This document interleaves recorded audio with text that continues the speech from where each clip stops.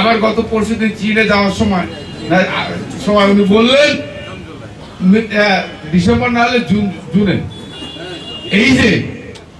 এই একই কথা করে শেখ হাসিনা কিন্তু 15 বছর আমরা চাই এই যে জনগণ যাদের রক্ত নাটরে রাজপথ বাংলাদেশ রঞ্জিত হয়েছে, বাংলাদেশের 18 কোটি মানুষ কারাগারে বন্দী থেকেছে, এই বাংলাদেশকে একটা কারাগারে পরিণত করেছিল শেখ হাসিনা।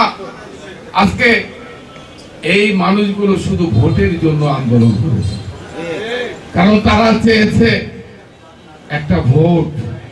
তারা গত 2008 সালে ভোট দিতে পারে নাই, 2014 সালে ভোট দিতে পারে নাই, 2018 সালে ভোট দিতে পারে নাই, 2024 সালে ভোট দিতে পারে নাই। মানুষ মুখিয়ে আছে ভোট দেওয়ার জন্য। দয়া করে আপনারা দেরি করেন না, আর মানুষকে মিথ্যা আশ্বাস দিয়ে মানুষ যখন খেপে যাবে তখন কিন্তু আর কুল কিনারা থাকবে।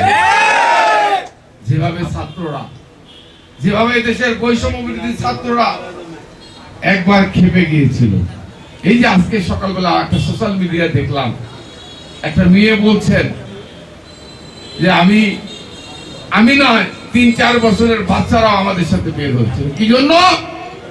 আমরা চেয়েছিলাম এই ফ্যাসিস্টের বিরুদ্ধে, আমরা চেয়েছিলাম এই সরকারের পতনের জন্য আমরা রাস্তা নেমেছিলাম, কিন্তু এই সরকারের বিরুদ্ধে আমরা নতুন কোন রাজনৈতিক দল করার জন্য আমরা কিন্তু রাস্তায় নামি।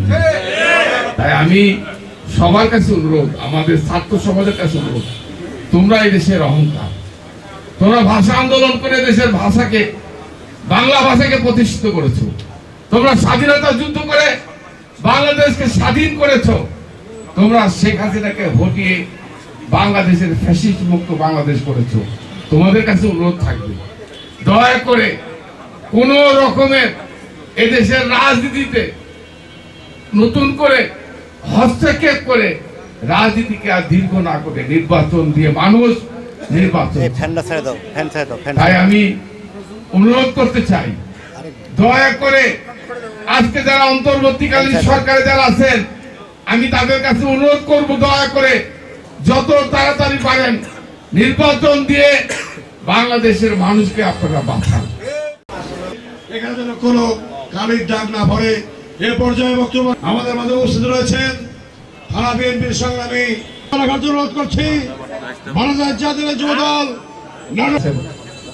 আমাদের সংগ্রামী সদস্য সচিব, যে দ্বিতীয় মুক্তিযুদ্ধ স্বাধীনতা, এই স্বাধীনতা যুদ্ধে আমি একজন যোদ্ধা হিসেবে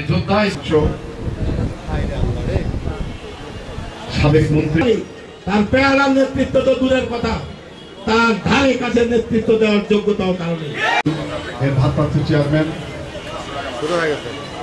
মহান আল্লাহ পাক দীর্ঘায়ু করেন, নেক হায়াত দারাজ করেন, হত্যার শিকার হয়েছে। প্রধান অতিথি পতিত সরকারের বিরুদ্ধে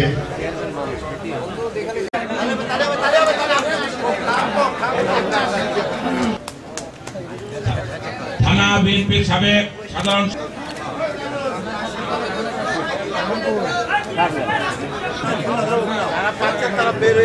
মোহাম্মদ নাইমুল ইসলাম নয়ন